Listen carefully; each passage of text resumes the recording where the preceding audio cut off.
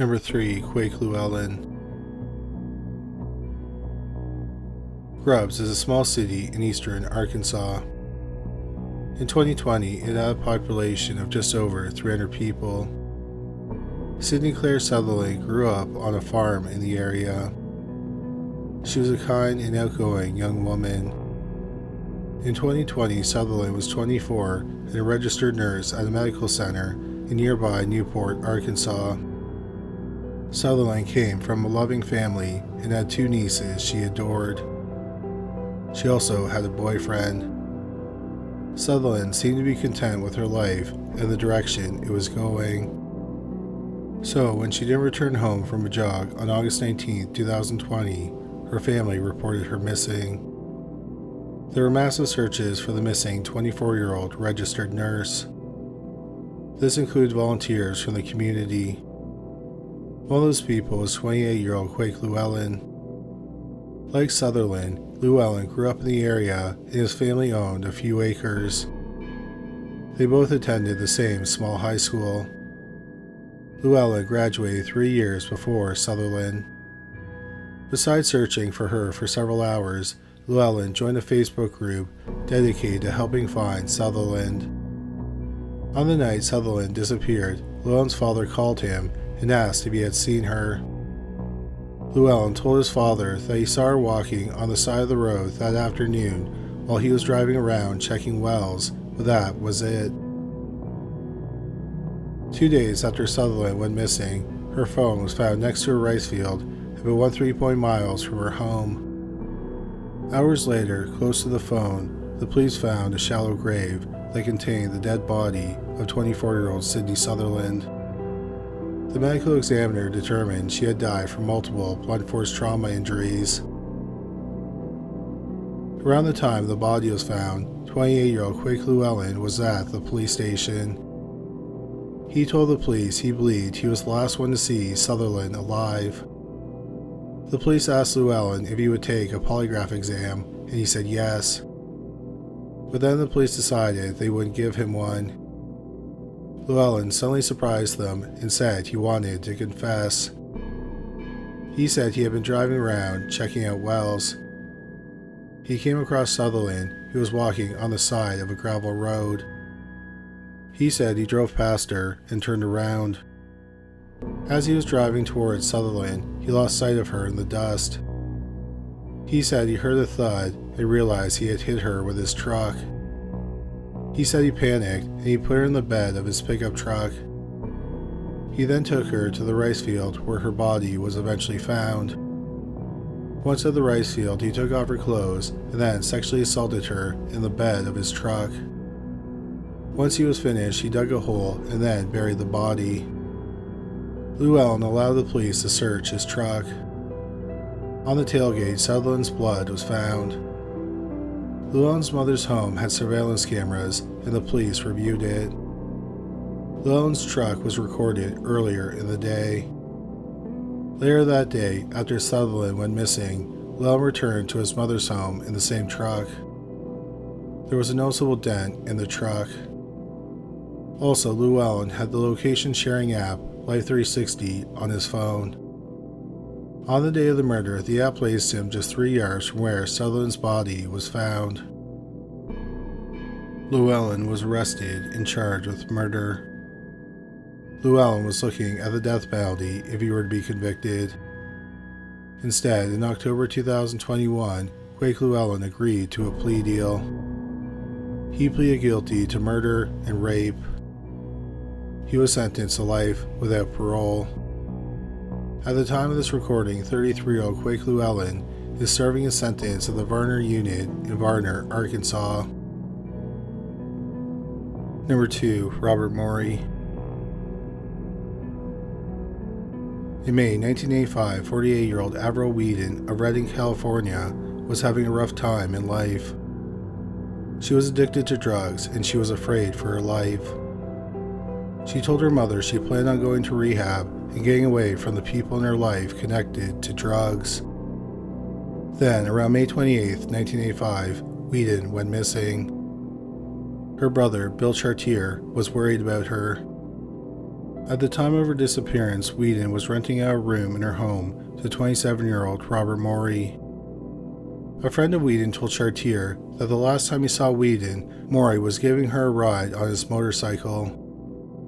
Chartier talked to Maury several times, and he had conflicting stories about the last time he saw Whedon. Avril Whedon's family filed a missing persons report with the police.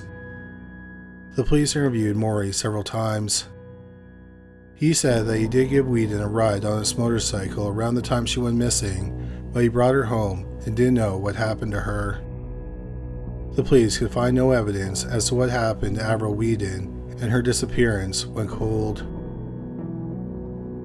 In June 1985, Shirley Landreth worked as secret witness of Shasta County, a Crime Stoppers-style hotline. She often answered the calls that came in. On June 19, 1985, about 6 weeks after Avril Whedon went missing, Landreth got a call as secret witness from a man asking how much money he would get if he provided the location of Whedon's body. Landreth said she would need to get approval. A few weeks later, on August 8, 1985, Landreth received another call from the same man. She agreed to pay him $500. The man said he knew the identity of the killer and he might provide some information about him if he didn't have a problem collecting the money. He then gave Landreth directions to a wooded area. The police went to the area and found the dead body of 48-year-old Avril Whedon. She had been strangled and beaten in the head with a rock. Landreth arranged for the caller to pick up the $500 at the title company. A title company is a business that handles the transfer of property ownership, ensures the title is valid, and often manages related transactions like escrow and closing services.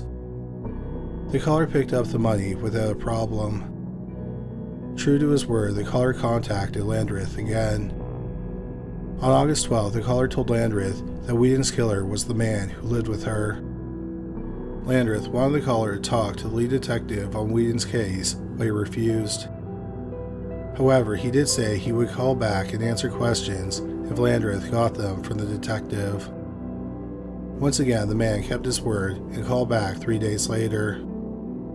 Landreth had questions from the detective, and the caller answered them. The caller said that the killer was a man named Robert or Bob who lived with Whedon. He said that Whedon owed Bob money for drugs and she didn't have it, so he strangled her with a nylon clothesline. The caller said that Bob took her to a wooded area where her body was later found. Then the caller stopped answering questions and hung up. He called again later that same day. This time he said Bob killed Whedon near the wooded area. She was strangled with a clothesline on a trail in the wooded area. She was then dragged deeper into the woods. Bob beat her in the head with a rock to ensure she was dead. The caller said that Bob left the body but returned to the area a short time later and covered it with a rug and cardboard. The caller said that the nylon clothesline could be found beside a shed in Whedon's backyard. The police went to her home and found a clothesline. The caller phoned for a fourth time since the body was found on August 26, but did not provide any new useful information. One thing that Landreth noted was that whenever the caller talked about distance, he used meters. On September 4th, 1985, the lead detective interviewed Robert Maury again. Once again, Maury denied having anything to do with Whedon's murder, so he was not charged with any crimes. Then Maury contacted the police. He was facing charges of possession of stolen property in an unrelated case. He was willing to give information about Whedon's murder, but he wanted the possession of stolen property charge dropped, and he wanted immunity in Whedon's murder. He was put in contact with the lead detective on Whedon's murder. The detective told him he could not give him any guarantees, but he still wanted Maury to talk to him. So Maury agreed. The next day, Maury talked to the detective and the district attorney. He said that he came home and he found a friend of Whedon strangling her. The friend had another man with him who was armed with a gun. Maury said that the man pointed the gun at him and the friend tied him up. Maury said that they loaded Whedon's body into the trunk of a car. Then they drove to a wooded area. They moved the body, and then the friend beat Whedon in the head with a rock. Maury said that the two men planned on killing him, but he convinced them not to because he promised to be quiet. Weeks later, Maury was interviewed again by the lead detective. This time, Maury had a slightly different story. He said that at gunpoint, he had been forced to strike Whedon in the head with a rock. One thing the detective noted was that whenever Maury talked about distance, he talked about in terms of meters, just like the anonymous caller. The detective asked Maury if he was the caller, and he said he wasn't. The investigators strongly suspected that Robert Maury killed Avril Whedon. However, they didn't have any physical evidence that connected him to the case. So the case went cold. The anonymous caller also stopped phoning Silent Witness. Over a year went by. On September 11, 1986, Shirley Landreth was working at Silent Witness. She got a call and instantly recognized the voice. It was the same man who called about Avril Whedon's murder a year earlier. The caller said he had information about burglary and he wanted a reward. Landreth asked for his name and he either said Robert or Bob Maury. But still, Maury was not arrested. Less than a year later, on June 22, 1987, 20-year-old Dawn Berryhill of Redding, California, was fed up with her boyfriend. So that morning, she kicked him out of her apartment. After he left, Berryhill's mother came to the apartment. Throughout the day, Berryhill's mother answered the phone, and twice a man called and identified himself as Bob. Shortly after the second call, Berryhill left the apartment. After she was gone for a while, her mother decided to look for her. She found her at a park about 2 blocks from the apartment. She was talking to a man that Berryhill's mother would later identify as Robert Maury. Berryhill and her mother returned to her apartment. Berryhill told her mother that she planned on going out with Maury that night to buy marijuana. Several other people saw Berryhill with Maury that night. This included a friend of Berryhill's boyfriend who came to the apartment to collect a few of his things. He saw them drive off together on Maury's motorcycle. Berryhill did not return home after leaving with Maury, and she was reported missing. After hearing about the disappearance, the lead detective on Avril Whedon's case decided to question Maury about Dawn Berryhill's disappearance. Maury said that he knew a Dawn that lived in the area where Berryhill lived, but he didn't know what happened to her. Once again, the police had no evidence connecting him to the disappearance, so he wasn't arrested. Less than 2 months later, on August 8, 1987, Shirley Landreth got a call from the man she believed was Robert Maury. The caller wanted to know how much money he would get paid if he gave the police directions to the body of a woman named Gretchen Olson. A 28-year-old woman named Gretchen Olson went missing just over 4 months earlier, around March 28, 1987, after a fight with her boyfriend. Olson and her boyfriend lived in Oak Run, California, which is about 24 miles northeast of Redding. Her boyfriend said she got mad and ran off. Her boyfriend moved out of the area shortly afterward. Olson's family did not believe she had disappeared on her own volition because she left behind all her possessions and her 2 beloved dogs. So they reported her missing. Landreth told the caller to call back because she needed to get approval. He called back 9 days later and had more information about Olson's murder. He said she was killed about 6 weeks earlier. However, Olson went missing about 4 months earlier. The caller, whom Landreth believed was Maury, also said he wanted to be paid before the identity of the body was confirmed. He then gave Landreth directions to a wooded area. Officers went to the area but didn't find anything. The caller phoned back and was informed they couldn't find a body. He told Landreth that they were in the wrong area and gave them new directions. He also told them that when he picked up the money, he would drop off an envelope with information about the killer. But before he hung up, he did tell Landreth that Olston was killed by her boyfriend. This time, Landreth recorded some of the phone call. She played the recording for the lead detective, and he also thought it was Robert Maury's voice. The police learned that the money had been picked up from the title company, and the caller left behind an envelope. The police collected the envelope and opened it. The envelope was empty. However, they did find a fingerprint on the envelope. After receiving the new directions, the police found the body of a woman. Due to the state of the body, the cause of death could not be determined. However, the way the body was positioned and other evidence of the crime scene led to believe that she was sexually assaulted and murdered. Then the police ran into a problem. The caller, believed to be Robert Maury, said it was the body of Gretchen Olston, but based on several features, the medical examiner determined it was not Olston. It also wasn't the remains of Dawn Berryhill, who was still missing. The woman also didn't match any missing persons reports, so the police had no idea who she was. After the discovery of the remains, the detective decided to question Maury again about the disappearance of Berryhill. Maury admitted that he was with her earlier in the day, but he did not see her that night. He speculated that her boyfriend had killed her. Weeks later, Shirley Landreth received yet another call from the man whom she suspected to be Robert Maury. He asked if he could get money if he told them where Dawn Berryhill's body was located. Landreth told him she would need to get approval. The next day, the man called back, and he and Landreth arranged a price of $1,250. The caller, believed to be Maury, said he knew the location of the body because he saw Berryhill's boyfriend kill her. However, he did not reveal the location of the body during that call. About 6 days later, the man called Silent Witness 5 times.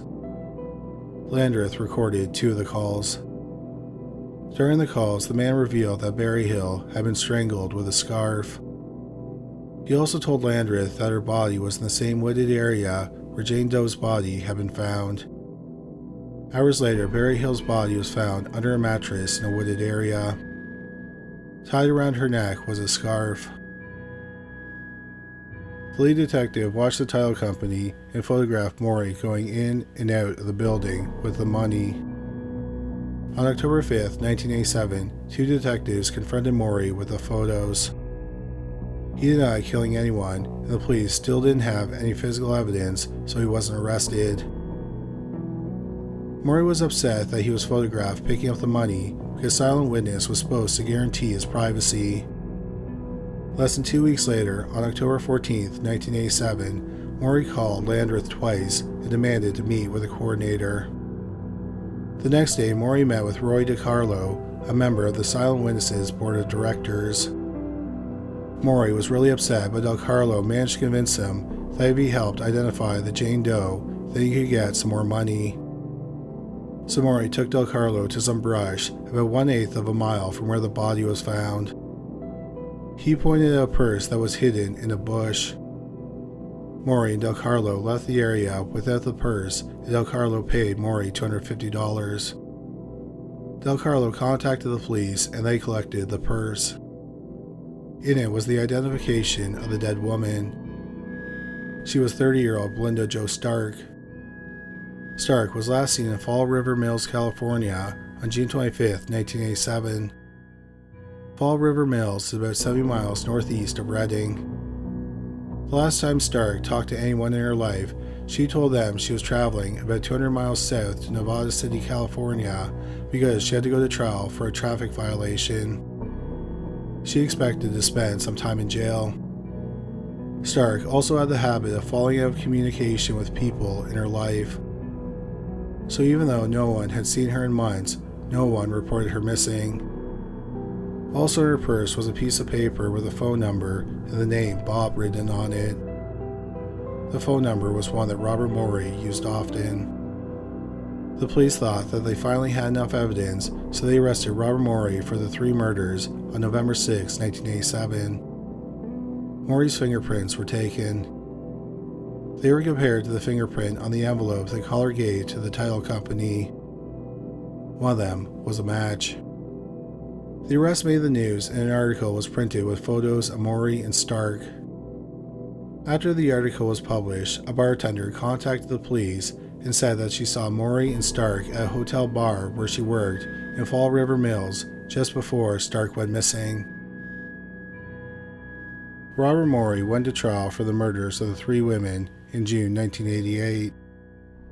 The main evidence against him were the phone calls he made to the Silent Witness program. Had he never called in with details about the three murders, he may have never been charged with the murders.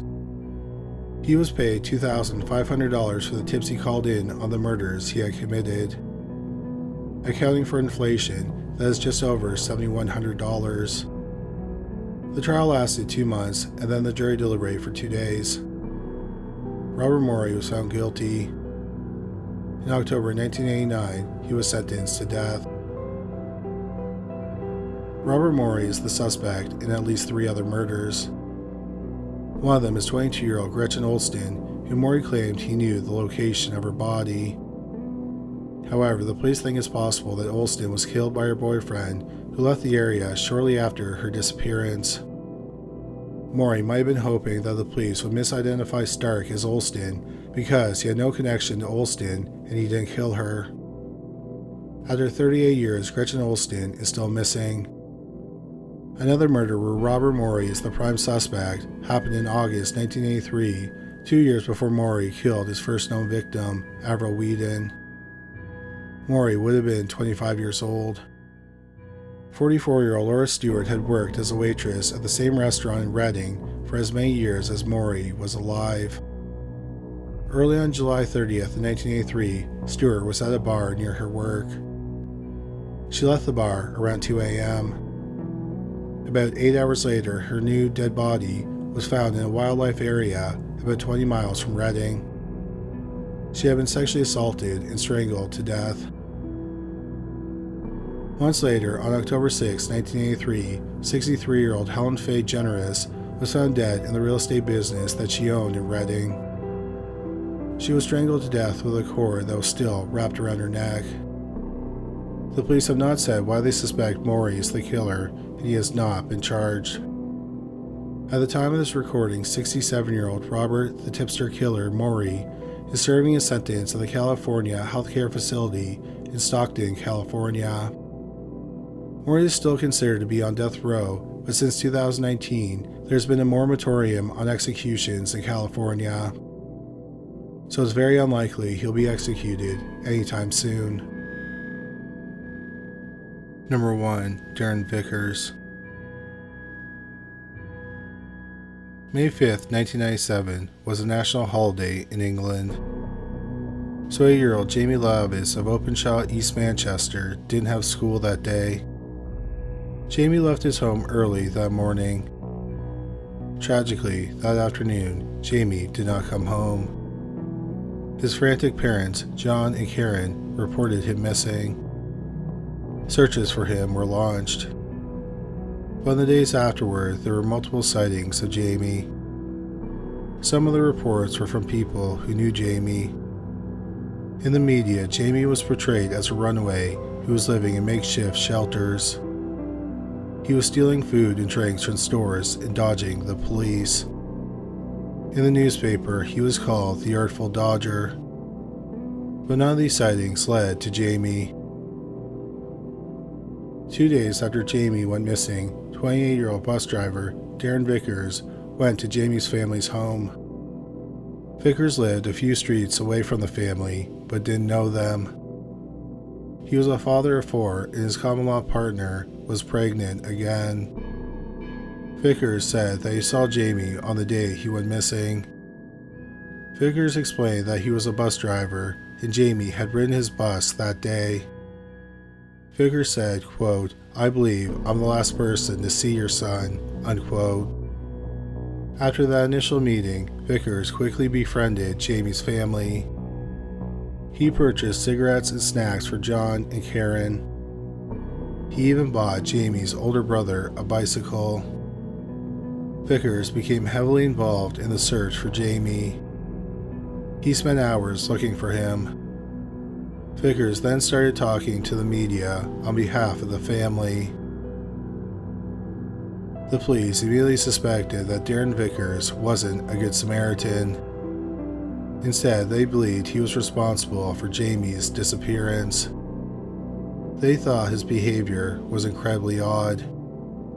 For example, when he first introduced himself, he told Jamie's family, quote, "I believe I'm the last person to see your son," unquote. Why wouldn't he just say Jamie was on his bus that day? The investigators thought that by saying he was the last person to see Jamie, he was implying he knew what happened to the boy. The police also noted that it seemed like Vickers always needed to be the center of attention. There were also more subtle clues, like when Vickers would say he was innocent but shake his head. So on May 24th, 1997, the police arrested Vickers for kidnapping Jamie. Vickers told the police what happened on the day Jamie went missing. He said he purchased an all-day pass for Jamie and he let him ride the bus. He said he knew Jamie because he had taken his bus several times. Vickers said that Jamie sat on the bus quietly all day. At the end of his shift, Jamie remained on the bus as he drove it to the depot. At the depot, Vickers transferred Jamie to his own car. He drove Jamie and dropped him off near his home. Again, the police thought that this was odd. Why did he spend the day with Jamie? Also, why did he not drop the 8-year-old boy off directly at home? After Vickers was arrested, the police searched his home. They found nothing to connect him to Jamie's disappearance, so he was released. Upon his release, Karen and John Lavis threw him a party. Vickers then moved out of his home and into the home of the Lavises. Vickers explained to people he thought it'd be easier to live with them because he was there to help them through this difficult time. He slept in John and Karen's bed and they slept in the den.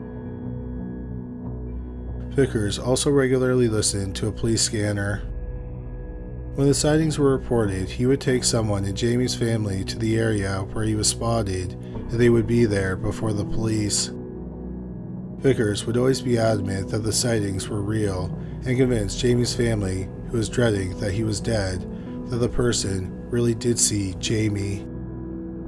The police thought that Vickers did this to divert suspicion away from him. Vickers also took Jamie's older brother, Joe, to public places. Joe, who was only 2 years older than Jamie, looked a lot like him. After Vickers and Joe visited these public places, the police would get reports of people claiming they saw Jamie there. The police were convinced that Vickers was the killer, so they continued to investigate him. They talked to people who were on the bus the day Jamie went missing. They said that Vickers was very friendly with Jamie. They thought Jamie was his son because of the way he let Jamie act on the bus. He was running up and down the aisle and even using the gear shift. This contradicted what Vickers said, which was that Jamie sat quietly on the bus all day. The police also decided to look at Vickers' alibi for the evening of Jamie's disappearance. He claimed he had been at his mother's home with his partner, their children, his sister, her boyfriend, and a family friend. They all verified that he was there most of the night. Then the police talked to a neighbor of Vickers' mother. He said he was sure that he saw Vickers at his mother's home at 7 a.m. The police knew this wasn't possible because Vickers was working at 7 a.m. So they challenged him about this, and he said that he didn't see Vickers that day. He had been told to tell the police he saw Vickers at around 7 p.m., not a.m. He agreed to do it because he didn't want any problems with the family. Although the police did not have any physical evidence, on October 14, 1997, they arrested Darren Vickers for kidnapping. They believed Jamie was dead, so they continued to search for him. The police learned that Vickers had led 2 searches in a wooded area near Reddish Vale Golf Club. The police decided to search the area. On October 25, 1997, more than 5 months after 8-year-old Jamie Lavis went missing, the police found the clothing Jamie wore on the day he vanished. In the pocket of his pants, they found a golf ball. A short distance away, they found human remains, including a jawbone and a torso. However, the skull, arms, and leg bones were missing. It was determined to be the remains of Jamie Lavis. The cause of death could not be determined because of the missing bones. After the body was found, an inmate at the jail where Vickers was being held contacted the investigators. He said that Vickers had confessed to him that he had killed Jamie. He told them that Vickers said he threw the head, arms, and legs into a nearby river. This was important because the fact that the body parts were missing had not been made public. On November 23, 1997, Vickers was charged with murder. After he was charged, Vickers admitted to being involved in Jamie's death. He wrote a 15-page confession. He wrote, quote, "I'm not sure where it went wrong. Jamie was starting to mess with the ticket machine. I told him, 'Don't, you'll jam it.' I raised my left hand and hit him on the side of the head. I looked round and braked hard. Jamie, when I hit him, fell back, hitting his head on the luggage rack. His eyes were closed. I started to panic bad. Christ, I've killed him. I did not mean for anything like this to happen." Unquote. He loaded Jamie's dead body into his car and dumped his body near the golf course. But then, days later, Vickers retracted his confession. He later retracted the retraction. Nevertheless, the police knew that Vickers wasn't telling the truth in his confession. They believed that Jamie was still alive when they got to the golf course. Near his remains, they found his pants. In one of his pants was a golf ball. They think that Jamie found the ball at the golf course, picked it up, and put it in his pocket. Darren Vickers went to trial in March 1999. The prosecution alleged that Vickers spent the day grooming Jamie on his bus. He then took him to the golf course where he sexually assaulted and murdered him. By Vickers' own admission, he was the last one to see Jamie alive. The prosecution pointed out that his stories about what happened to Jamie were inconsistent, and he had coerced someone into lying about his whereabouts on the night of the murder. He also admitted causing Jamie's death in his 15-page confession. Also, the inmate who said he confessed to him knew details about the murder that had never been made public. Vickers' lawyer argued there was no physical evidence. Vickers testified and he denied killing Jamie. He claimed he dropped him off near his home and that was the last time he saw him. He alleged that Jamie's father, John, was the killer. He also said that Jamie's mother, Karen, didn't seem to care that Jamie was missing. He claimed that shortly after moving in with the Lavises, he and Karen started to have a sexual affair. The prosecution said there was no evidence of this, and this was just Vickers continuing to torment Jamie's family. The trial lasted 7 weeks, and the jury deliberated for 13 hours. Darren Vickers was found guilty of murder. After his conviction, but before he was sentenced, Darren Vickers confessed to the murder to the lead detective on the case. The details of the confession have not been made public. Darren Vickers was then sentenced to life with a possibility of parole after 25 years. This made him eligible for parole in 2022. Vickers has applied for parole, but he's been denied every time. It's believed that 56-year-old Darren Vickers is currently serving his sentence at HM Prison Franklin in Durham. The rest of Jamie Lavis's remains have never been found. Thank you so much for watching today's video. If you enjoyed it, we'd really appreciate it if you subscribed. Also, don't forget to watch our shorts on YouTube, Instagram, and TikTok. Once again, thank you for watching.